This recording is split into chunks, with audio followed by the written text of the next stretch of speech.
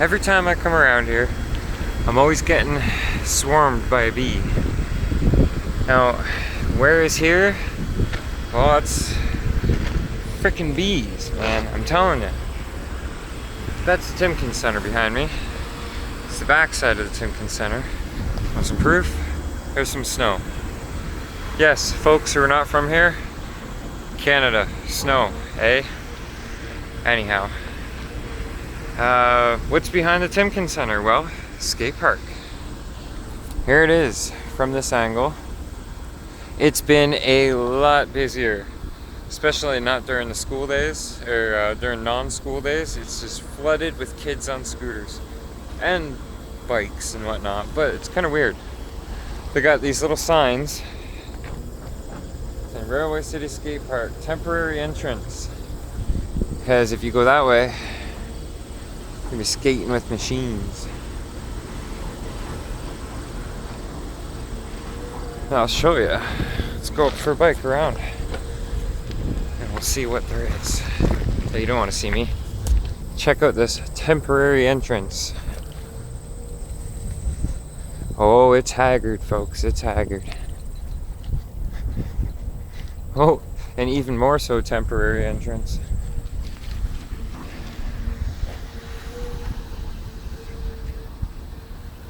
But check it out. Long awaited, highly anticipated, heavily inundated at times, Railway City Skatepark. Go up for a higher view. Get a better view of what's going on. Don't mind the bumpy footage.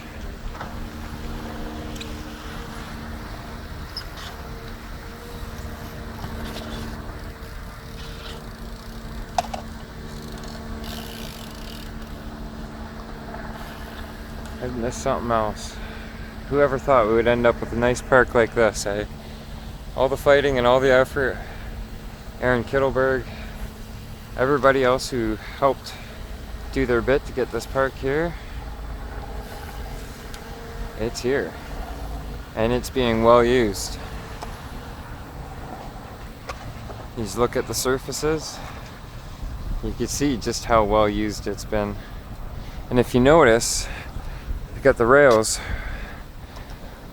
not painted, but you could see where the rails actually ran through town right in the middle of the skate park. That's actually pretty cool. I never noticed that until now. But that'll be it for me. I gotta race back home and go get a new Android box.